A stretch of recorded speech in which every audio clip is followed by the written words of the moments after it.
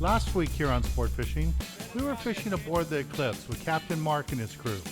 We had pretty good Dorado fishing, yellowtail, and some nice bluefin tuna.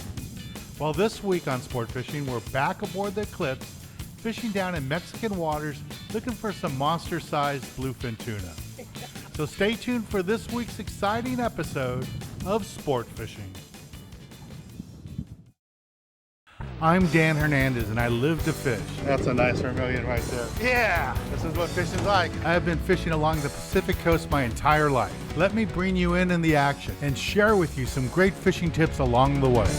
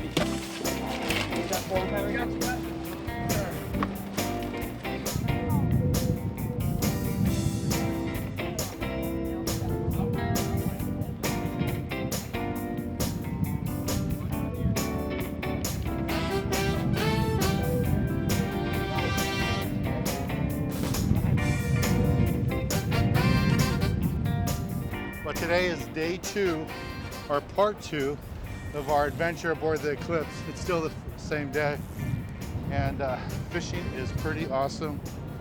We're on a day-and-a-half trip, and we are just whacking the tuna. Pretty good bite. I got another fish going here. If I would have landed every fish this morning that I hooked, I'd have my limit, but I got sawed off, I got cut off, and fish swallow my hooks and bite through my line. So I still got a few fish to go. So hopefully this will get me closer to my limit. So moved up to heavier gear, fishing a larger reel, 50-pound test line, a little bit heavier rod, and just pulling on the fish. Every time he gives me some line, I'm just gonna lower my rod tip and lift up. When you fish with this heavier gear, you can force these fish a little bit. Just have to be careful, you don't want to pull the hook out. So now he found out he's hooked. He's not real happy. I got it. All right.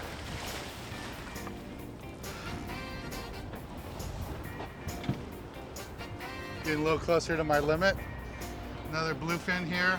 Hooked him perfectly right in the corner of the jaw. Nice tuna. This is what we're doing on the Eclipse today. Looking for bluefin tuna, yellowtail, Dorado. Maybe we'll see an albacore or yellowfin. Who knows? Maybe some skipjack. Yeah, we never, hopefully we don't get skipjack. But this is a nice bluefin. We're doing pretty good here. All right, we're gonna take a little break from the action here aboard the Eclipse and go to the tackle box and give you a good look at the gear we're using for today's trip. Woo!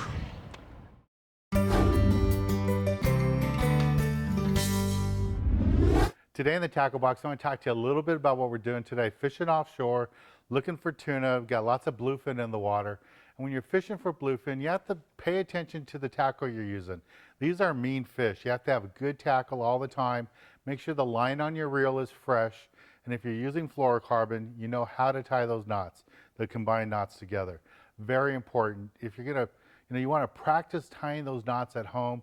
And if they break on you, you want them to break at home where you practice tying. You don't want to be doing that on the boat when all the action's going on. Now, as far as baits and hooks and all that, when you're using live bait for bluefin tuna, you need to have a selection of hooks.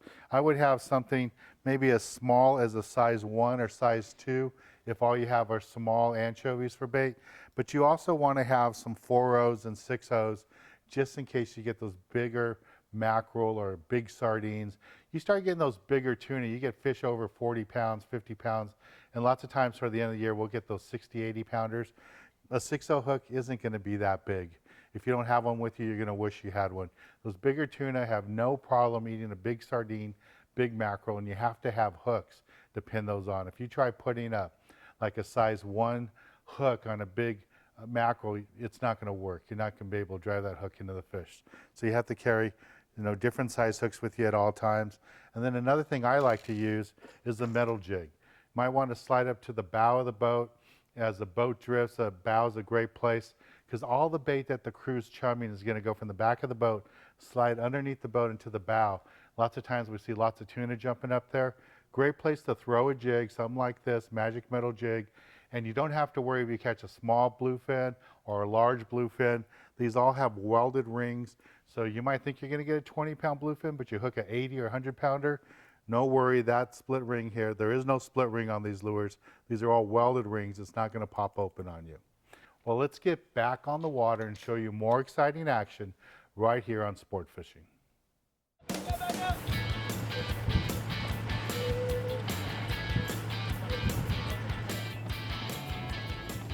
Hey Mark, is this your son? It is. Talk about it. This is his 10-year-old birthday tomorrow. Making me an old man.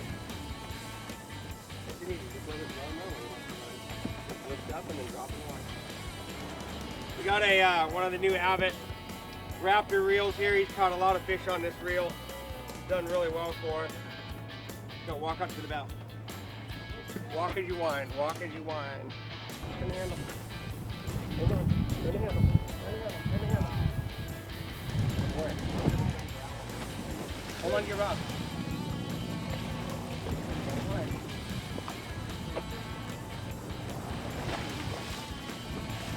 Oh, that's a piece. Oh, man. That thing's bigger than you are. That's a bluefin right here. 10 years old tomorrow. It's 10 years old. I think it weighs more than he does. I think it does too. I think he's got to go swimming. Hey, good job. Hey, You guys think you can't come out here and catch bluefin? 10 years old, catching 45-pound bluefin. Come on out and get some. I'd be lying to you and say I'm not a proud dad right now. Let's go get some more.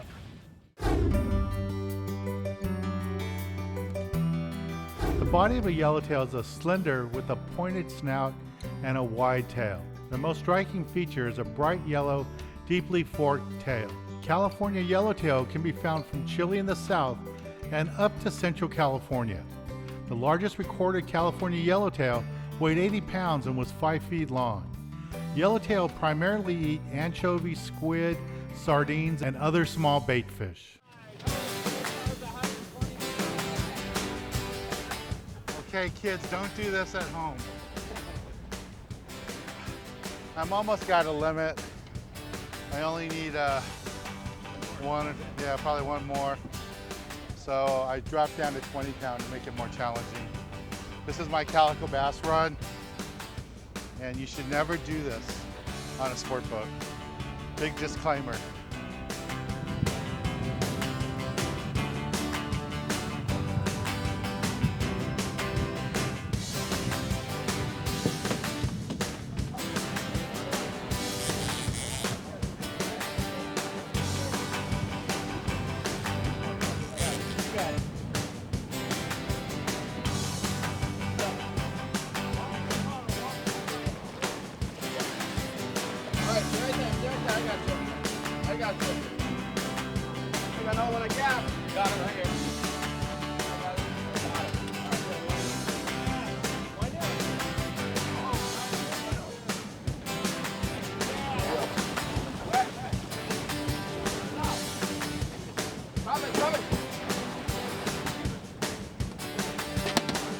Yeah, Jim.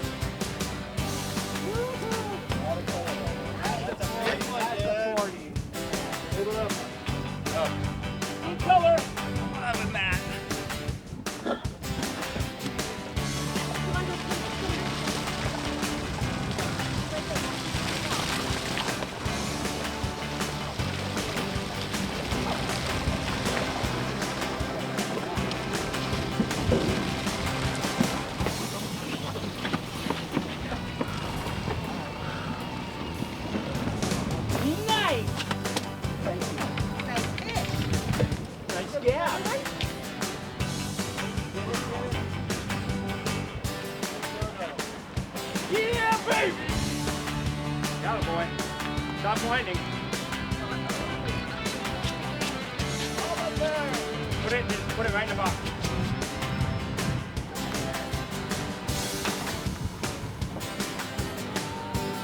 All right, you're all done.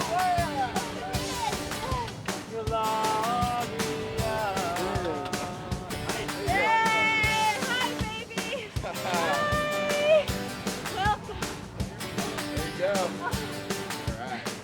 Well, we're going to take a little break from the action here aboard the Eclipse and go to the galley and show you how to cook up one of these delicious fish we're catching today.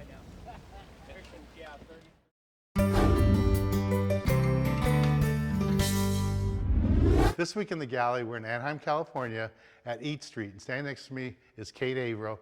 She's a chef and owner here, and she does cooking lessons and classes. And today she's been kind enough to invite us down to show us how to cook up a fish dish.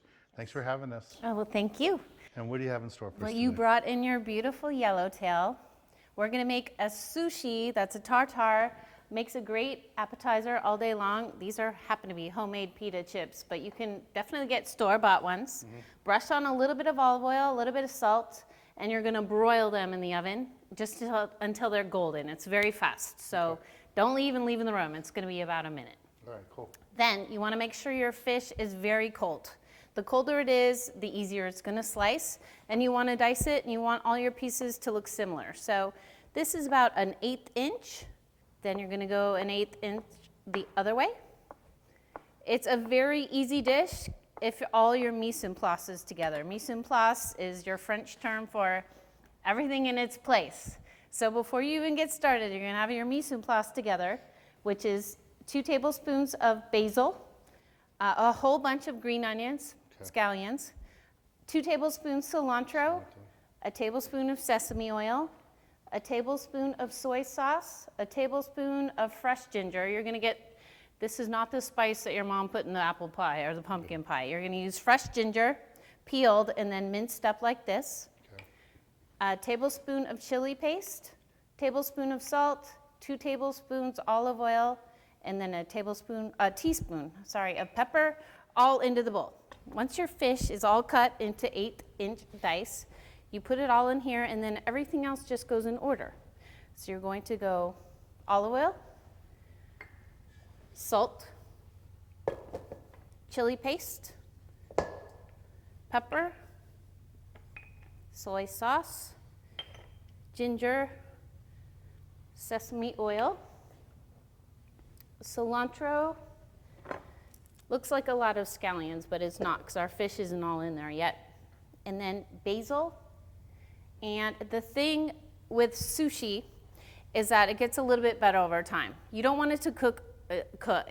I'm calling it cooking. Once everything in there, it's kind of cooks a little bit. It gets better with time. So after about 2 hours, it's going to be better, but not overnight. You don't want it to be like tomorrow morning. This sushi has an Asian flair, and it is a hit every time when I cater parties. So when you serve this up, you're just gonna put as much fish as your pita chip can hold. Put it on your platter. Make sure it's nice and cold, and you're good to go. This looks good. And if we were doing this at home, like you said, this would go in the refrigerator for an hour or two? 1 hour is good, 3 hours is even better, but don't go overnight. Well, I'm gonna take 15 Okay. seconds right now. Perfect.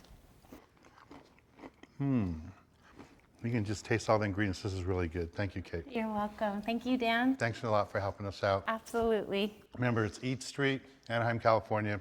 Kate, great job. Thank you. Cheers. Let's get back on the water and show you more exciting action right here on Sport Fishing.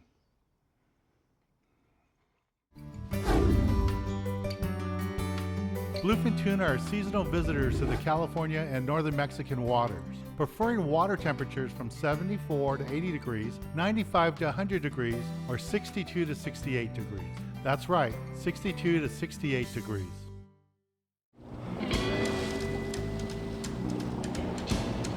How long you been working on it? Probably a good 5-10 minutes now. Try a little longer than 2 that. hours. Come on, I don't know. Yeah. Let me get down, guys. Up, follow him up, follow him up. Follow him up. All the way up. I just hooked it. I just hooked it, you know, no big deal.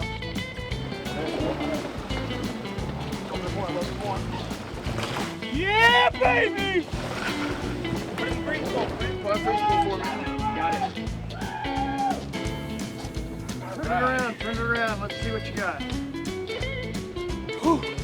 you go. Nice bluefin. Very nice bluefin. Good job. Thanks, man.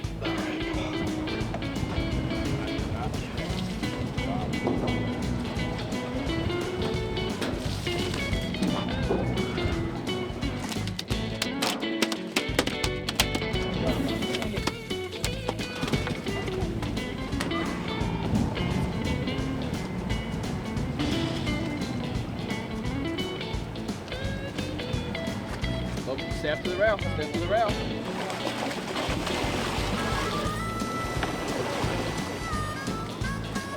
There it is. Smile at the camera. There we go. Yeah.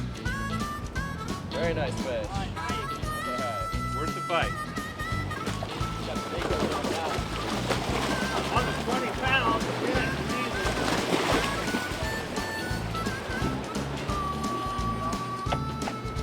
Get in there, Keith. Get close to the fish. All right, there you go. Wind down, wind down, wind down. Wind on it. We're almost there.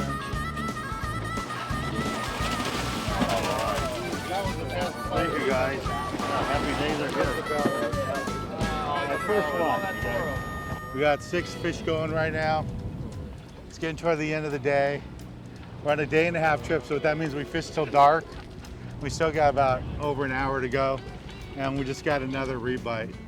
And this bite, if it, Skipper thinks toward the end of the day we're gonna have a really good bite. So if that happens, probably gonna get limits. Everyone's, pretty close to limits right now. Probably 1 or 2 fish around away from limits. So if we can get another 18 more fish, 20 more fish, probably have limits for everybody. So it's the same thing, fishing 30-pound test line with 30-pound fluorocarbon on there. And I'm pretty sure I have a circle hook on this time. So I'm just lifting up, winding down. When the fish wants to swim towards a boat, you want to get as much line as you can. And you'll notice from time to time, you'll see the rods just bent straight up and down. The guys are fighting the fish. That's when the fish has its most power and control. When the fish starts to get tired, you'll notice that the line's gonna go up toward the surface. And as the line goes up to the surface, the fish is doing that because it's a lot easier for them to swim up that way. And it's easier for them to fight against you. So when the fish does that, you know you're beating them up. Here he comes. Try not to take out the window.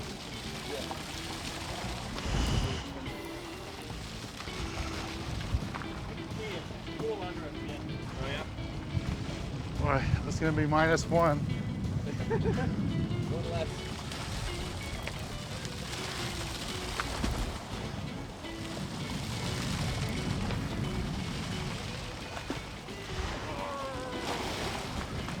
School is -1 of its members. There's another bluefin tuna. I only need 1 more for my limit. Beautiful fish fishing on board the Eclipse today. And one thing I want to tell you about this fish, this is one of those fish, a bluefin. When you have your bait soaked out there for a long time like we're doing today, and you're getting ready to change your bait, don't wind it in really quick. Take your time, wind it back slow. That's what I did on this fish. I was winding it back slow, not too fast, and I got hit really hard.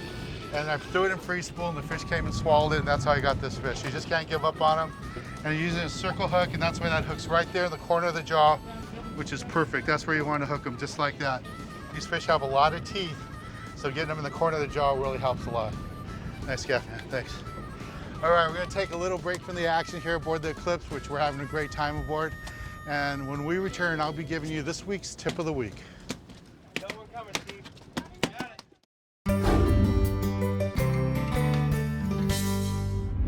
For this week's tip of the week, Mark and I will be doing it. Mark's the skipper of the Eclipse. And Mark, what would you tell our viewers this week's tip was for all these fish we caught today? I would say that if you're going to come out and fish bluefin tuna, you got to have fluorocarbon. It's an absolute must to have. And I would always start off fishing a 40 or 50 pound outfit and then dropping down to a 30 or 25. Fish a lot of times attack a boat first and eat the chum right away, and then they'll back off, and then they might rebite really good, but it's really difficult to try to scale back up the line. Very easy to scale down and to scale back up. So I'd always start out with 40 pound fluorocarbon, whether I'm fishing sea bass at Catalina or if I'm fishing Blue Fin Tuna here on the Eclipse. And when you're out here on the Eclipse like this out in the open water, these bluefin, they haven't seen pressure before, so they're more likely to bite that 40, 50 pound, right? Oh, absolutely, absolutely. And a lot of times people want to put a weight on, which this trip worked pretty well. The torpedo sinker on a rubber band worked very well. But a lot of times the skipper says the fish are 60 or 100 feet down. That's the length of the boat. And if you really wanted something to eat or drink and it was on the stern of the boat and we're up here on the bow, we would probably walk back to get it. So same thing with a fish. So don't feel pressure that you have to fish with a heavy weight to get a fish to bite. That's a good tip. Thanks, Mark. Thank you. Well, we had a great time fishing today with the Eclipse. We always do. Mark's a great skipper. We've been with him for many years out here. I've known him for a long time, since he was a kid, and I knew his family in Montebello. So it's fun to fish with a guy like this, someone you grew up with, and he's one of the leaders in the industry doing a great job. Well, I'm Dan Hernandez, hoping you enjoyed this week's episode of Sport Fishing, and I hope you join us again next week as we go looking for more of the best in sport fishing. Thanks, man. Thanks.